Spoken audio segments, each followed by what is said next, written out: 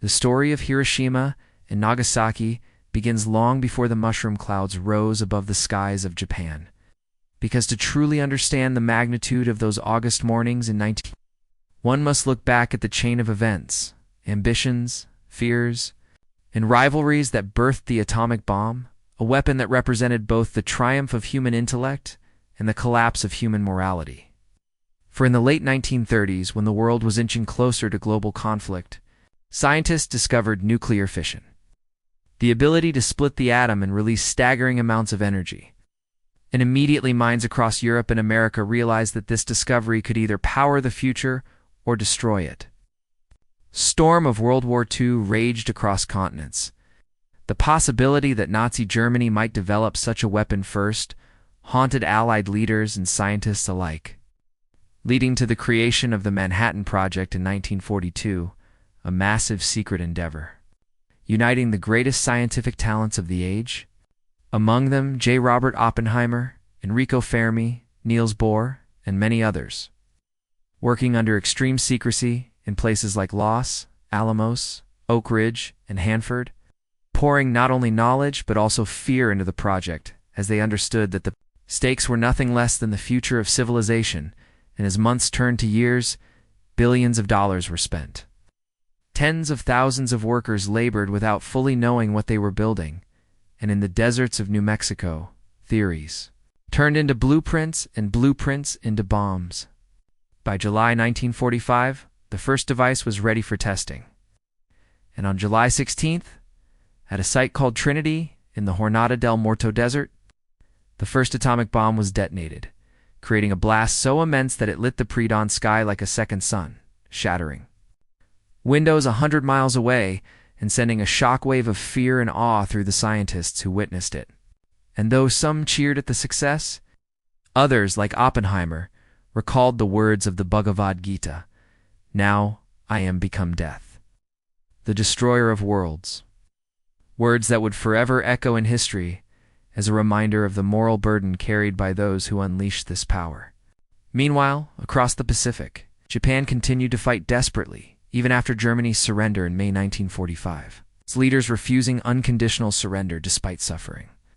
Devastating conventional bombings, such as the firebombing of Tokyo in March, which had already killed more than 100,000 civilians in one night, yet still the Japanese government showed no sign of yielding, and so American leaders, including President Harry S. Truman, faced a grim choice: invade Japan at the cost of potentially millions of lives, blockade and starve the nation into submission, or use the newly developed atomic bomb to force a swift end to the war.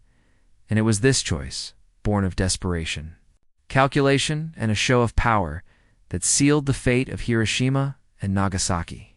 At dawn on August 6, 1945, Hiroshima, a city of more than 300,000 people, many of them women, children, and elderly, was beginning an ordinary summer morning.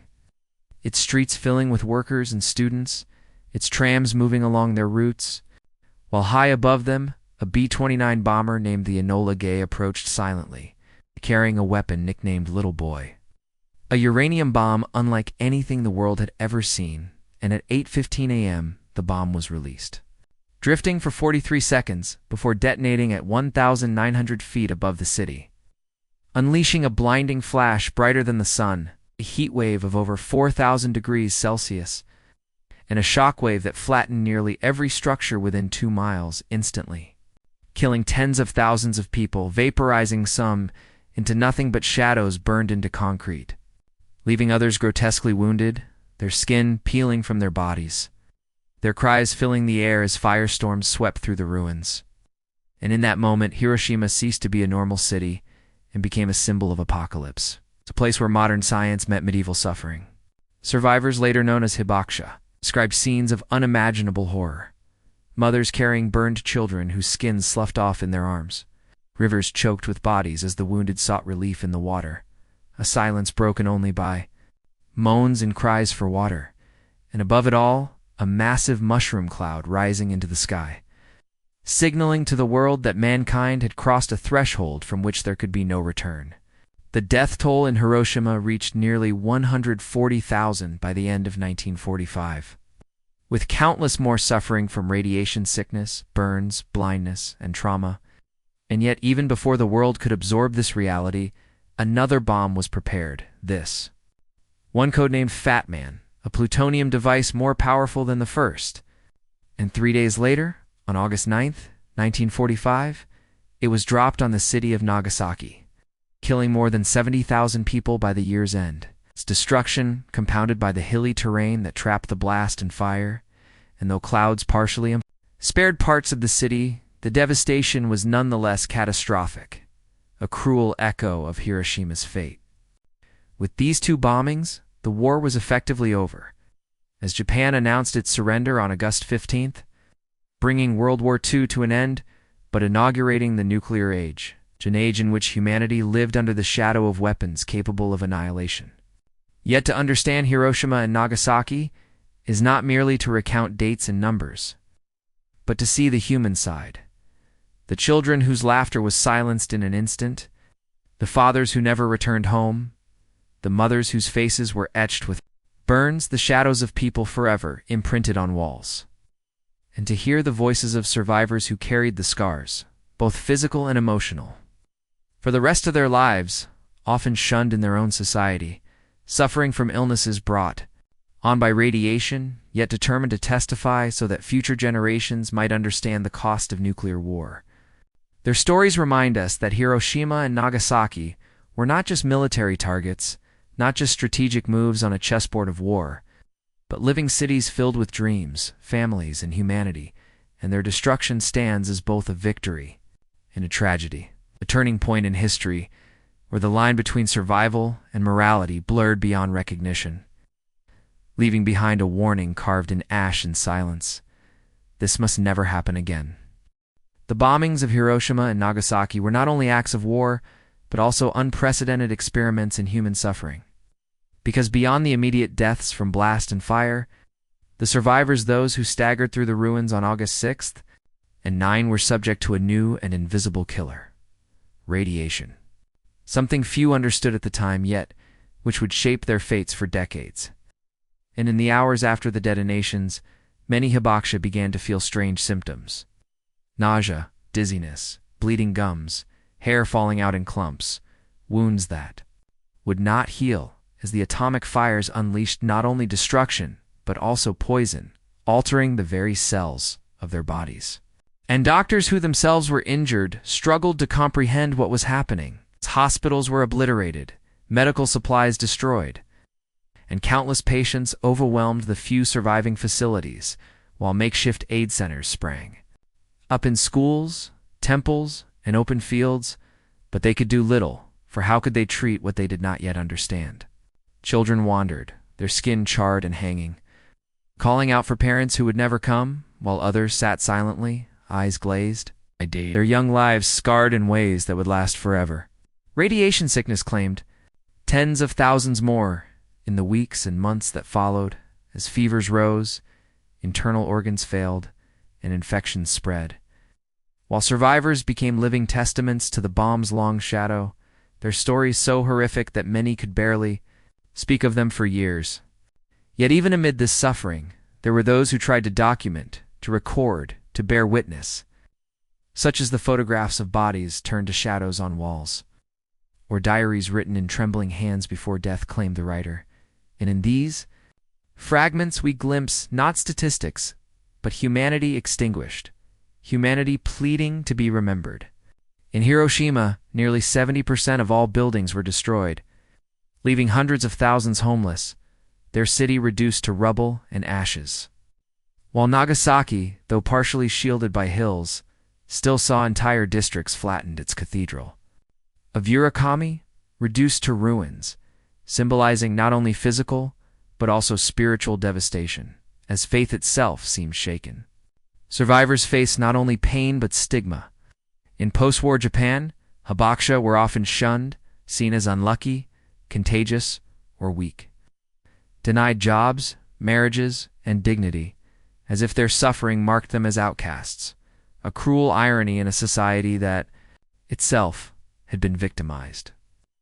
Yet many Hibakusha refused silence, becoming voices of peace. telling their painful truths to ensure the world would never forget, and through them, Hiroshima and Nagasaki became more than places, More than tragedies. became warnings written in flesh and memory. Internationally, the bombings sent shockwaves, not only because they ended the war, but because they unveiled a future in which humanity could annihilate itself. World leaders, scientists, and ordinary people alike were forced to confront questions of morality and survival. Had victory justified the method, or had humanity crossed an unforgivable line? Debates raged then, and continue now, with some arguing the bombs saved lives by preventing an invasion, while others insist alternatives existed, that diplomacy or demonstration could have sufficed, and that the killing of so many civilians was unnecessary. But regardless of arguments, the truth lay in the ashes of two cities and the broken bodies of their people. For Hiroshima and Nagasaki revealed not just the power of science, but the fragility of morality, a lesson humanity struggles with to this day.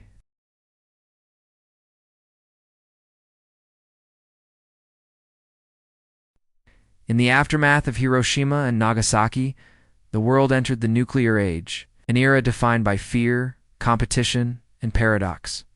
Because even as survivors dug through rubble searching for loved ones, leaders in Washington, Moscow, and beyond were already calculating the implications of this new weapon, recognizing that whoever controlled the atom controlled the future.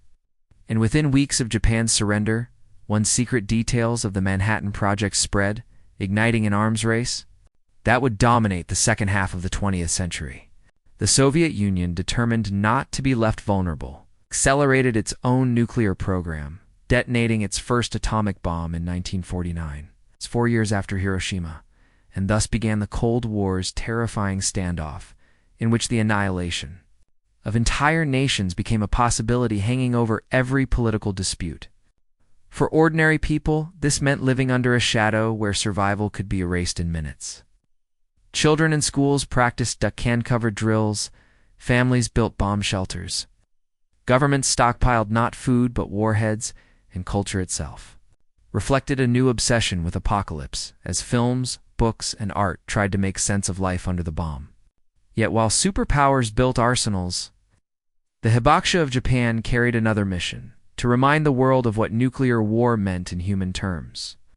Traveling, speaking, sharing testimonies, showing scars, their fragile voices competing against the roar of militaries and politics. But their words planted seeds in movements for peace and disarmament, seeds that still grow today. The reconstruction of Hiroshima and Nagasaki symbolized resilience, as both cities, once flattened, were rebuilt into vibrant communities. Hiroshima declaring itself a city of peace, its Peace Memorial Park standing as a solemn reminder of destruction and hope, its annual ceremonies attended by leaders from across the world, while Nagasaki, too, honored its dead, with memorials and museums ensuring that the memory of August 1945 would not fade. Yet trauma persisted, invisible yet unhealed, as survivors struggled with cancer, genetic mutations, mental anguish, and the burden of remembering while their children, known as second-generation Hibakusha, also bore stigma and fear, as if the bomb's radiation reached even into family trees, shaping identity itself. Globally, Hiroshima and Nagasaki became symbols and protests, invoked whenever tensions rose, whenever nuclear tests shook the earth, reminding humanity that what happened once could happen again if wisdom failed. And though decades passed, the images of burned shadows, the ruins of domes, the testimonies of children crying for water, all echoed louder than statistics, echoing into the conscience of humanity. As history unfolded, the story of Hiroshima and Nagasaki became not only about 1945, but about every moment after. For every nuclear crisis since, from the Cuban Missile Crisis of 1962 to near misses caused by accidents, to the testing of hydrogen, bombs 1,000 times more powerful than Little Boy or Fat Man drew their meaning from those two cities, the first and only places where nuclear war became reality.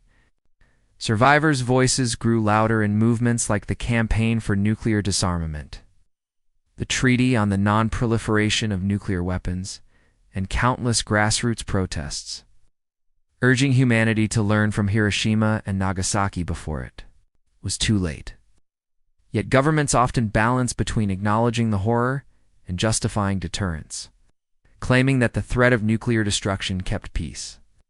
A fragile peace built not on trust, but on terror, a paradox where safety depended on the possibility of annihilation. Meanwhile, cultural memory preserved the bombings through literature, such as John Hersey's Hiroshima, through films, through art. Each retelling an attempt to grapple with the ungraspable, to force future generations to face what their ancestors endured. In Japan, annual ceremonies on August 6th and 9th became rituals of remembrance, where bells tolled, doves were released, and children read poems for peace. As leaders bowed in silence, and the world was reminded that memory is a responsibility yet. In classrooms around the world, the lessons were uneven, sometimes reduced to dates and facts, sometimes glossed over, leaving many unaware of the depth of suffering, and so the duty of Hibakusha and educators remained, to fill the silence with truth. For many survivors, their testimonies were acts of defiance against forgetting, against indifference, because they knew that memory is the strongest weapon against repetition.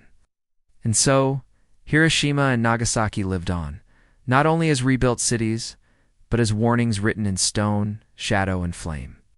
Today, as the 21st century unfolds, the shadows of Hiroshima and Nagasaki stretch farther than ever, for though decades have passed, the nuclear threat remains, with thousands of warheads still stockpiled, new nations seeking the bomb, and old rivalries threatening to reignite, reminding us that the story of 1945 is not past but present. The survivors, fewer each year, continue to speak, their frail voices carrying immense weight, urging younger generations to listen, to remember, to act, for they know that memory is humanity's last defense. In Hiroshima's Peace Memorial, the atomic bomb dome stands, its skeletal ruins preserved as a silent witness, a structure that saw the sky burn and still endures, whispering across time that what happened once can happen again if we forget. Nagasaki, too, holds its scars, its rebuilt cathedral standing near ruins, a symbol of faith reborn from ashes, reminding the world that even in devastation, hope can rise. The international community has made attempts through treaties, summits, and pledges. Yet the path to disarmament remains fragile, challenged by mistrust, ambition, and fear. And so the lessons of Hiroshima and Nagasaki remain urgent, that human survival depends not on weapons but on wisdom, not on fear but on memory. For every time the world trembles on the edge of nuclear conflict, every time rhetoric escalates, the shadows of August 1945 lengthen, warning us, calling us back to the charred streets, the rivers of bodies, the cries for water, the silence of the dead, and the voices of the living who refuse to be silent. Hiroshima and Nagasaki are not only history, but prophecy, telling us that if humanity does not change, the future may be written in fire once again. And so this story, the untold story of Hiroshima and Nagasaki, Shadows of the Atomic Bomb, is not only about war and weapons, but about people, about memory, about the eternal choice between destruction and peace. A choice that belongs not to leaders alone, but to every generation, to every human being who dares to imagine a future where no city ever again becomes a shadow of the bomb,